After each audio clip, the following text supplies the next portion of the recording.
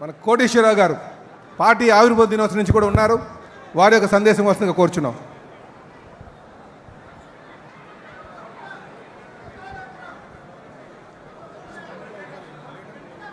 నాకు రాజకీయ గురువు ఆంధ్రప్రదేశ్ సంపద నారా చంద్రబాబు నాయుడు గారికి, అదేవిధంగా యువ నాయకులు 2024లో ఆంధ్రప్రదేశ్ రాష్ట్రంలో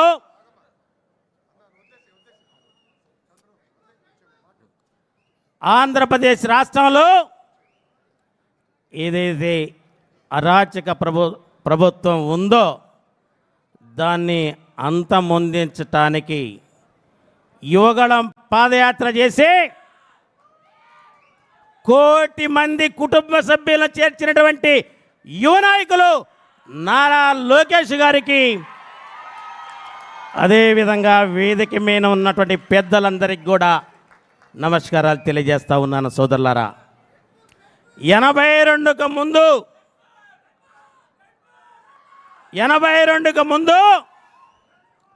ఆంధ్రప్రదేశ్ రాష్ట్రంలో తెలుగువారికి ఎలాంటి పరాభవం చేశారంటే, ఒకే సంవత్సరం ముగ్గురు ముఖ్యమంత్రులు మార్చి చివరికి తెలుగువారి చేత చెప్పులు కూడా మోయించినటువంటి సందర్భంలో కోపం వచ్చింది. ఎవరికి? నందమూరి తారక రామారావు గారికి. ఏంటి తెలుగు ప్రజలంటే ఏమనుకుంటున్నారు మీరు? మద్రాసీలు కాదు.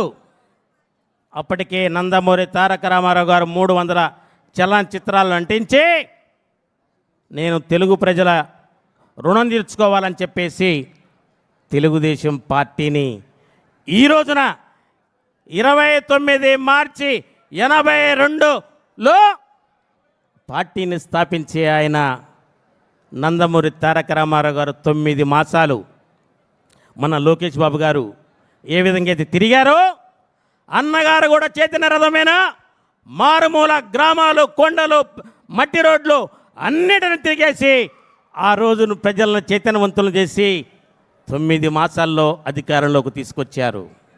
ఆ అధికారంలో తీసుకొచ్చిన పార్టీని ఆనాడు నారా చంద్రబాబు నాయుడు గారు ఆయన ఏ విధంగా ముందుకు తీసుకుపోవాలని చెప్పేసి చంద్రబాబు నాయుడు గారు అన్నగారికి ఆ రోజున అండగా ఉన్నారు. అదేవిధంగా నేడు చంద్రబాబు నాయుడు గారికి నారా లోకేష్ గారు కూడా అదే విధంగా అండగా ఉంటారు. మేము కూడా మీకు అదే విధంగా అండగా ఉంటామని చెప్పి రాష్ట్రంలోని కార్యకర్తల అందరి తరపున నేను విజ్ఞప్తి చేస్తున్నాను. అవునా కదా? అవునా కదా? అవునా కదా? కార్యకర్తల కోసం చంద్రబాబు నాయుడు గారు కానివ్వండి, లోకేష్ గారు కానివ్వండి, ఎక్కడ ఏ ఇబ్బంది జరిగినా కూడా కార్యకర్తలే నాకు ప్రాణం అనే విధంగా చూస్తున్నారా లేదా? చూస్తున్నారా లేదా? బ్రహ్మాండంగా చూస్తున్నారు. అటువంటి పార్టీలో మేము ఉండటం నిజంగా మా అదృష్టం సార్. సార్, అటువంటి పార్టీలో మేమందరం ఉండటం మా అదృష్టం సార్. నేను ఎన్టీ రామారావు గారిని చూశాను, చంద్రబాబు గారిని చూశాను, లోకేష్ బాబు గారిని చూశాను.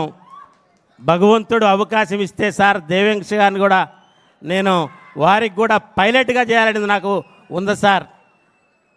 అవునా కదా? చేయమంటారా?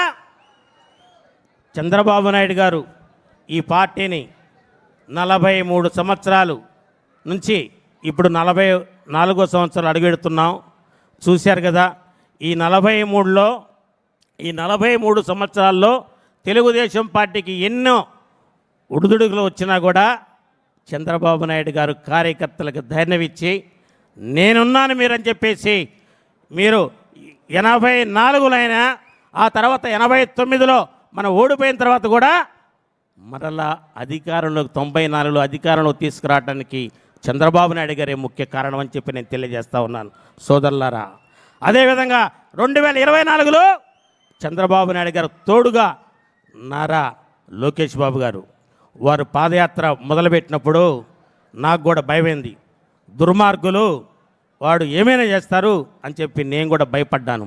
కానీ నా తెలుగుదేశం పార్టీని కాపాడాలి, తెలుగుదేశం పార్టీ కార్యకర్తలను కాపాడాలి, రాష్ట్రాన్ని రక్షించుకోవాలని చెప్పేసి వారు బ్రహ్మాండంగా పాదయాత్ర చేస్తే ఎన్డీఏ కూటమికి 164 స్థానాలు తీసుకొచ్చినటువంటి ఘనత నారా చంద్రబాబు నాయుడు గారిది, లోకేష్ గారిది, అదేవిధంగా ఎన్డీఏ కూటమిదని చెప్పి నేను తెలియజేస్తా ఉన్నాను. కార్యకర్తలారా నేను కూడా మీలో కార్యకర్తగా విజ్ఞప్తి చేస్తున్నాను. మనకి పదవులు ముఖ్యం కాదు, పార్టీ ముఖ్యం, రాష్ట్రం ముఖ్యం. ఎన్టీ రామారావు గారు దేనికోసమైతే పార్టీని స్థాపించారో వారి ఆశయ సాధన కోసం నారా చంద్రబాబు నాయుడు గారు, లోకేష్ గారు, వేదిక మీద ఉన్నటువంటి నాయకులందరూ కూడా పనిచేస్తామని చెప్పేసి మా చివరి రక్త బొట్టు వరకు కూడా అన్నా నేను ఇదే పార్టీలో మరలా మీ వెంట మరలా భగవంతుడంత శక్తినిస్తే నేను రాష్ట్రం అంతా కూడా తిరిగి కార్యకర్తలు ఏ విధంగా అయితే పనిచేస్తారు మనందరం కూడా ఆలోచించండి. ఇలా మనకు పదవులు కాదు కావాల్సింది. ఈరోజు ఉన్నటువంటి పరిస్థితుల్లో నారా చంద్రబాబు నాయుడు గారు నిజంగా ఆర్థికంగా ఎన్నో ఇబ్బందులు ఉన్నప్పటికీ కూడా వారి యొక్క చాణక్యంతో ఆయన పరిపాలన ముందుకు తీసుకుపోతున్నాడు. అందుకే చంద్రబాబు నాయుడు గారు తెలుగుదేశం పార్టీ జాతీయ అధ్యక్షుడే కాదు, తెలుగు జాతి సంపద. ఆయన విషయాన్ని మనందరం కూడా గ్రహించాలి. కొంతమంది యువకులకు తెలియదు తెలుగుదేశం పార్టీ ఎందుకోసం స్థాపించిందో. ఆ రోజున తినడానికి తిండి, కట్టుకోవడానికి బట్ట, ఉండటానికి ఇల్లు కూడా లేని పరిస్థితుల్లో తెలుగుదేశం పార్టీని స్థాపించారు. వాటన్నిటినీ చంద్రబాబు నాయుడు గారు ఎన్టీఆర్ ఏదైతే వాడి ఆశయాలు ఉన్నాయో, ఆయన ఏదైతే ఎన్టీఆర్ గారు అనుకున్నారో వాటన్నిటినీ చంద్రబాబు నాయుడు గారు చేసి పేద ప్రజల గుండెల్లో చంద్రబాబు నాయుడు గారు ఉన్నారని చెప్పి నేను తెలియజేస్తా ఉన్నాను. సార్, భగవంతుడు మీకు నిండు నూరేళ్ళు తప్పనిసరిగా పవన్ కళ్యాణ్ గారు ఏదో చెప్పారు, మీరు ఇంకా ఈసారిగా సార్ ఇంకా 2 సార్లు ముఖ్యమంత్రి ఈ రాష్ట్రానికి అవసరం అని చెప్పేసి కోరుకుంటూ నాకు ఈ చక్కని అవకాశం ఇచ్చిన మీ అందరికీ శుభాకాంక్షలు తెలియజేస్తూ మరోసారి 43వ ఆవిర్భావ దినోత్సవం సందర్భంగా అందరికీ నేను మనస్ఫూర్తిగా శుభాకాంక్షలు చేస్తున్నాను. ఎన్టీఆర్ చంద్రబాబు గారి నాయకత్వం, చంద్రబాబు గారి నాయకత్వం, లోకేష్ గారి నాయకత్వం, జై జన్మభూమి. కోటేశ్వరరావు గారికి ధన్యవాదాలు.